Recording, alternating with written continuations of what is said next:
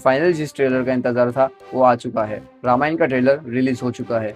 सिर्फ विजुअल्स ही नहीं बल्कि वीएफएक्स और स्केल में भी ये मूवी सबको इम्प्रेस कर रही है। तो मुझे क्या पसंद आया इस ट्रेलर में, चलिए उस पर बात करते हैं। ऑनेस्टली मुझे ये ट्रेलर बहुत ज़्यादा अच्छा लगा और साथ ही कुछ चीज़ें कॉम्प्लिकेटेड भी लगी, तो कुछ पॉइंट्स को थोड़ा डिस्कस करते हैं। ये बस मेरा थॉट है इस ट्रेलर को लेकर। कुछ टाइम में इस ट्रेलर का डिटेल ब्रेकडाउन आपको मिल जाएगा, तो चैनल को सब्सक्राइब जरूर करें क्योंकि ट्रेलर 4 मिनट का है और एक वीडियो में इतनी सारी डिटेल्स बताना इम्पॉसिबल है। ट्रेलर शुरू होता है रावण से, जो लंका को कुबेर से लेने आया है। अगर आप नहीं जानते तो मैं बता दूं, रावण और कुबेर दोनों भाई थे और लंका असल में कुबेर की थी और रावण ने वही लंका उनसे छीनी थी। अगले कुछ शॉट्स में वही दिखाया गया है, रावण कैसे कुबेर की सेना से लड़ रहा है। सच बोलूं तो मुझे ये शॉट ज्यादा पसंद आया नहीं क्योंकि क्लियरली कुछ अच्छे से दिखाया नहीं गया। एडिटर ने शायद जानबूझ के ऐसे कुछ शॉट्स को कट किया है। हाँ, मॉडर्न सिनेमा वाले स्लो मोशन शॉट्स यहाँ नहीं है, लेकिन मेकर्स का इंटेंशन समझ आता है। मेकर्स रावण को अनस्टॉपेबल फोर्स दिखाना चाहते हैं, इसलिए वो शॉट क्रिएट किया गया है जहाँ वो लाशों के ढेर पर खड़ा है और अभी भी लड़ रहा है। इससे उसकी पावर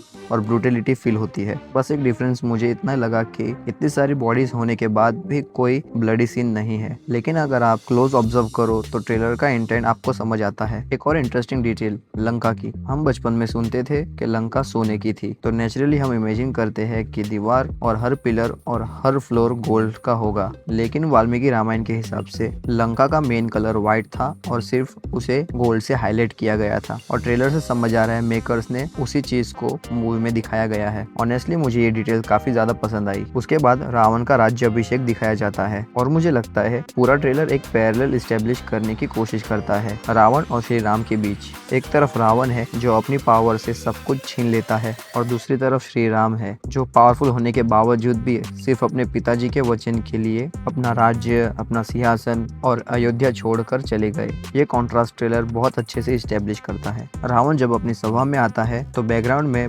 बैटल डैमेज भी दिखाया गया है। डिटेलिंग काफी इंप्रेसिव लगती है। अब बात करते हैं 3D की। मुझे लगता है इस मूवी को स्पेशली 3D एक्सपीरियंस के लिए डिजाइन किया गया है। एक शॉट में रावण बहुत ऊपर खड़ा है और नीचे उसकी पूरी आर्मी नजर आती है। बिना 3D ग्लासेस के भी मुझे इस शॉट की डेप्थ फील हुई, इसलिए समझ आता है कि मेकर्स 3D पे इतना ज्यादा फोकस क्यों कर रहे हैं। आर्मी की बात करें तो कहीं मेंशन मिलता है कि रावण के पास लगभग 32,000 राक्षस की सेना थी, मतलब स्केल बहुत बड़ा है। उसके बाद आता है विष्णु जी का सीन जो कि कम्प्लीटली सीजीआई है और यहीं से ये ट्रेलर थोड़ा मेरे लिए कॉम्प्लिकेट हो जाता है। मुझे ये शॉट इतना ज्यादा इम्प्रेसिव नहीं लगा। इस शॉट में विष्णु जी के जो लिप्स है वो ज्यादा विजिबल नहीं है, लेकिन शायद ये और भी पोस्ट प्रोडक्शन में ठीक हो जाएगा। मूवी को अभी आने में बहुत टाइम है। फिर विष्णु जी ब्रह्मा जी और बाकी देवताओं से कहते हैं वो मनुष्य रूप में अवतार लेंगे। उसके बाद अश्वमेध यज्ञ दिखाया गया है जहाँ राजा दशरथ, महर्षि वशिष्ठ और तीनों रानियां मौजूद है। इसी यज्ञ में मिली खीर से श्री राम, लक्ष्मण, भरत और शत्रुघ्न का जन्म होगा।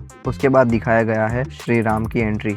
सच कहूँ तो इस शॉट को लेकर भी मैं 100% कॉन्फिडेंट नहीं हूँ। हम रणबीर कपूर को देखते हैं जो आंखों पर पट्टी बांधकर घोड़े पर दौड़ते हुए नजर आ रहे हैं और गिरती हुई बैल को एरो से मारते हुए दिख रहे हैं, लेकिन ये फीट श्री राम के लिए बहुत बड़ा नहीं है। वे बचपन में भी ये सब चीजें करते थे। अगर मुझे ट्रेलर के लिए उनकी कोई फर्स्ट हीरोइक एंट्री चूज करनी होती तो मैं कोई और सीन ही सिलेक्ट कर लेता। उसके बाद एक राक्षस दिखाया जाता है। देखने से तो लोकेशन ताड़का वन जैसी लगती है, शायद ये मारिच हो सकता है। हाँ, उसका मॉडल थोड़ा अलग फील होता है क्योंकि वो पूरा सीजीआई है। ऑनेस्टली यही मेरी सबसे बड़ी कंप्लेंट है। मुझे ओवरऑल सीजीआई और वीएफएक्स अभी इतना परफेक्ट नहीं लगा और मैं अभी इसलिए बोल रहा हूँ क्योंकि मूवी की रिलीज को बहुत टाइम है, तब तक वो इम्प्रूव कर सकते हैं। अगर आप पहले वाले ग्लिम्स और इस वाले ट्रेलर को कंपेयर करोगे तो क्लियरली दिखेगा कि बहुत सारे चेंजेस और इम्प्रूवमेंट किए गए हैं। बस मेरी एक्सपेक्टेशन शायद बहुत ज्यादा हाई है क्योंकि अगर ये मूवी इंडिया को रिप्रेजेंट करती है और ग्लोबली रामायण को रिप्रेजेंट करती है तो नेचुरली एक्सपेक्टेशन हाई होने वाला है। लेकिन मुझे पूरा भरोसा है फाइनल रिलीज तक इसके वीएफएक्स और सीजीआई को अच्छे से पॉलिश कर दिया जाएगा। एक चीज जो मुझे पहले ग्लिम्स में मिसिंग लग रही थी वो था मूवी का इंटेंट, जो कि इस ट्रेलर के बाद क्लियरली दिख रहा है। राक्षसों का डिजाइन काफी ज्यादा इंडियनाइज कर दिया गया है जो पहले के कंपैरिजन में बहुत अच्छा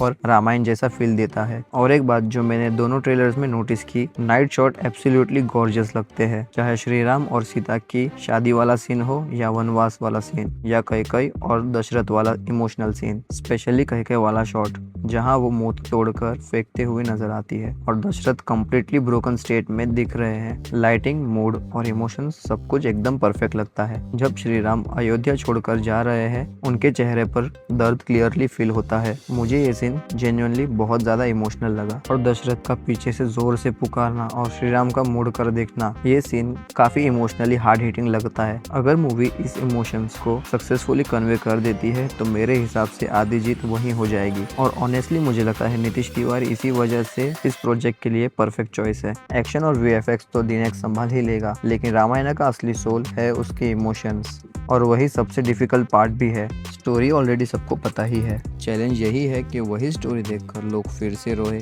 स्माइल करे और गूज़बम्स फील करे। ट्रेलर देखकर मुझे लगता है कि मूवी ये काम कर सकती है। आगे ट्रेलर में शूरपंखा का एंगल भी दिखाया गया है।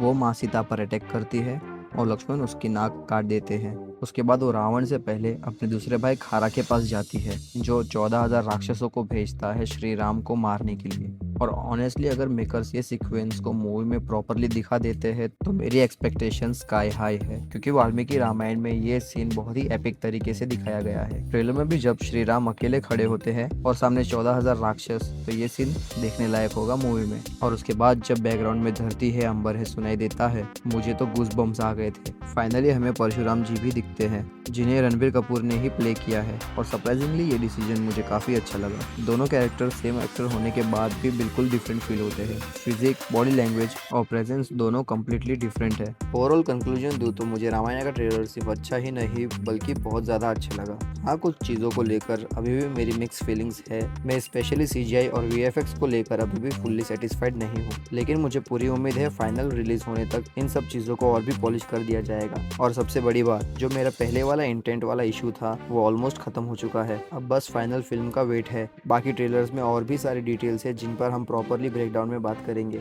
तो ये थॉट्स था मेरा रामायण का ट्रेलर को लेकर। आपको कैसा लगा ट्रेलर, कमेंट्स में जरूर बताएं। और वीडियो पसंद आए तो वीडियो को शेयर करें और लाइक करें। कमेंट करना ना भूलें और चैनल को सब्सक्राइब जरूर करें।